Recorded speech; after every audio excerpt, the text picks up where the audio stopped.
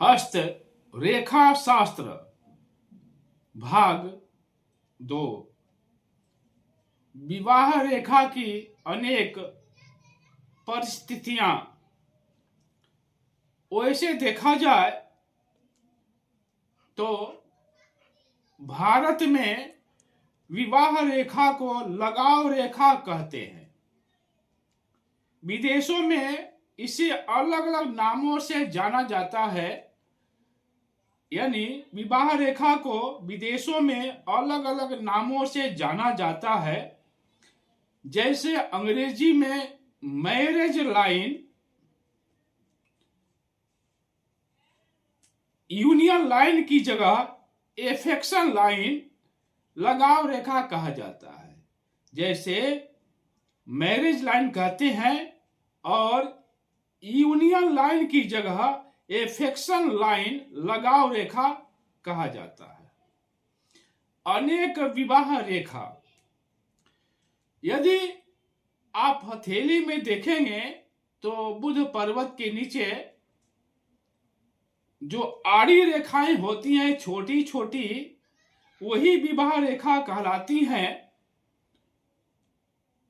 तो बुध पर्वत के नीचे यदि अनेक छोटी छोटी रेखाएं दिखाई दे तो उसे कहते हैं अनेक विवाह रेखा।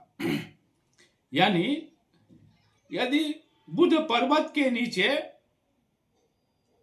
अनेक छोटी छोटी रेखाएं दिखाई देवे तो जातक अत्यंत भावुक होता है और दूसरों को हृदय देने में अत्यंत उदार होता है। विवाह रेखा या लगाव रेखा हमेशा आड़ी ही होती है। यानी जो विवाह रेखा है या लगाव रेखा, वह बुध पर्वत के नीचे छोटी छोटी रेखा होती है, वह हमेशा आड़ी रेखा ही होती है तथा हथेली के बाहरी भाग से अंदर की ओर आती हुई दिखाई देती है। विवाह या जो लगाव रेखा है अपने परिवार जनों के प्रति, यानी जो विवाह रेखा है या लगाव रेखा अपने परिवार जनों के प्रति या कुटुंबी जनों के प्रति प्रेम को नहीं बताती है। यानी यह रेखा अपने परिवार जनों के प्रति जो आपसी प्रेम होता है, कुटुंब जन के प्रति जो प्रेम होता है, उस प्रेम को यह जो विवाह रेखा है नहीं बताती है। समानांतर विवाह रेखा, यदि दो विवाह रेखा एक समानांतर हो, यानी जब आप बुध पर्वत के नीचे देखेंगे तो दो समानांतर रेखाएं यदि साथ साथ में चल रही हो बुध पर्वत के नीचे और लंबाई में करीब करीब बराबर हो, तो जातक को एक ही समय में, यानी जातक को एक ही समय में दो से अधिक से प्यार होगा। एक ही समय में जातक को दो से एक समान प्यार होगा। जबकि एक रेखा यदि लंबाई में अधिक है तो गहराई लिए है, यदि एक रेखा लंबाई में अधिक है और गहराई लिए है तो जातक को अंतिम रूप में चल रही यही अस्थायी विवाह माना जाता है। निर्दोष विवाह रेखा, यदि विवाह रेखा एक ही हो तथा निर्दोष हो और गहरी हो तो जातक शुद्ध रूप से लेकर के अंत तक जीवन साथी का मनोयोग साथक जातक को मिलता रहेगा। यानी यदि एक ही विवाह रेखा हो और निर्दोष हो और गहरी हो तो जातक को शुद्ध रूप से अंत तक, यानी जीवन के अंत तक जीवन साथी का पूर्ण सहयोग मनोयोग मिलता रहेगा।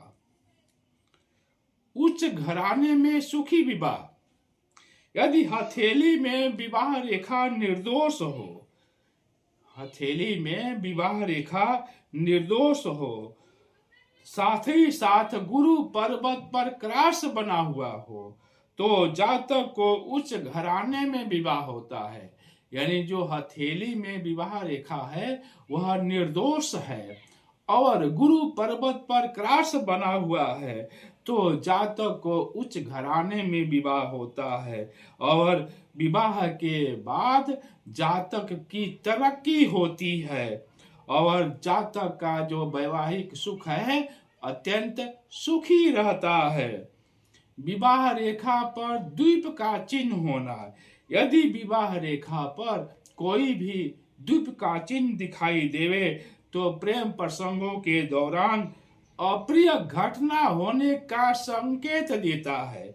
यानी यदि विवाह रेखा पर कोई द्वीप बना हुआ है तो प्रेम प्रसंग होने के दौरान जो है कोई अप्रिय घटना होने का संकेत देता है। विवाह रेखा पर द्वीप का चिन्ह होना जातक की अपराध प्रवृत्ति को भी बताता है।